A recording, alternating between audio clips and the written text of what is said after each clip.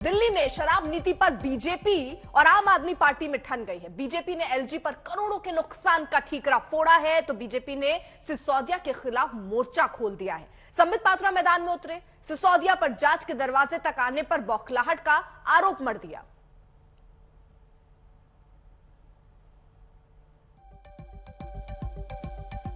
अचानक एलजी साहब ने अपना स्टैंड चेंज किया और इस स्टैंड चेंज होने की वजह से दिल्ली में अनऑथराइज एरियाज में दुकानें नहीं खुल पाई। पुरानी पॉलिसी के तहत जहां पे दुकानें खुल रही थी वहां भी नहीं खुल पाई और उसका नुकसान ये हुआ कि जो नए लाइसेंसीज थे वो कोर्ट में गए और कोर्ट ने ऑर्डर किए कि इनसे जो अनऑथराइज वार्ड्स हैं उनका लाइसेंस फीस न ली जाए, उनको रिबेट दी जाए, उसमें उनको रिलैक्स किया जाए लाइसेंस फीस प्रोरेटा बेस पे, और इसकी वजह से सरकार को हजारों करोड़ रुपए का नुकसान हुआ। असली भ्रष्टाचार वहां हुआ जहां ये निर्णय चेंज हुआ। किसके दबाव में हुआ, इसमें भारतीय जनता पार्टी के किस नेता की क्या भूमिका थी, इसमें किन लोगों की भूमिका थी, जिन लोगों को फायदा पहुंच रहा था उनकी क्या भूमिका थी, इसकी सबकी जांच होनी चाहिए। सिसोदिया जी, आपका ये आरोप था कि वो भारतीय जनता पार्टी के कौन लीडर थे जिनके कहने पर एलजी ने इस प्रकार के क्लॉज को हटाया।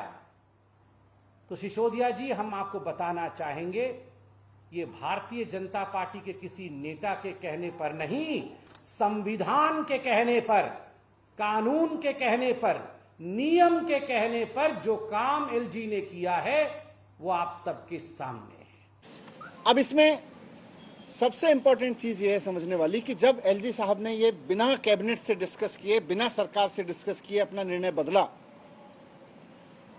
और पहले से मंजूर, अपने से ही मंजूर पॉलिसी को अपने ही लेवल पे बदलने की कोशिश की, और जब दुकानें नहीं खुल पाई तो कुछ लोगों की तो दुकानें नहीं खुल पाई लेकिन कुछ की खुल गई, और जिन लोगों की खुली, क्योंकि दिल्ली में तो पहले ऐसे शराब बिक रही थी, जिन लोगों की दुकानें खुली उनको करोड़ों रुपए का फायदा हुआ, हजारों करोड़ रुपए का फायदा हुआ। जिन लोगों को अनऑथराइज एरिया में दुकानें खोलने का लाइसेंस मिला था उनकी नहीं खुली, और जिनको अनऑथराइज एरिया में मिला था उनकी दुकानें खुल गई। इससे जानबूझ के उनको फायदा पहुंचाया गया ताकि कुछ वेंडर्स को फायदा पहुंचे और कुछ को नुकसान पहुंचे।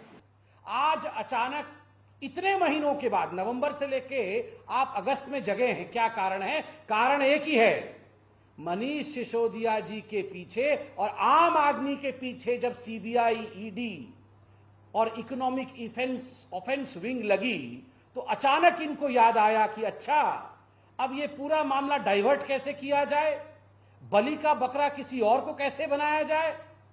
तो एलजी को घसीट कर लेकर आओ। एलजी बेचारा प्रेस कॉन्फ्रेंस तो कर नहीं सकता है, वो तो पॉलिटिशियन नहीं है, तो एलजी के गर्दन के ऊपर चाकू छुरी चलाते हैं।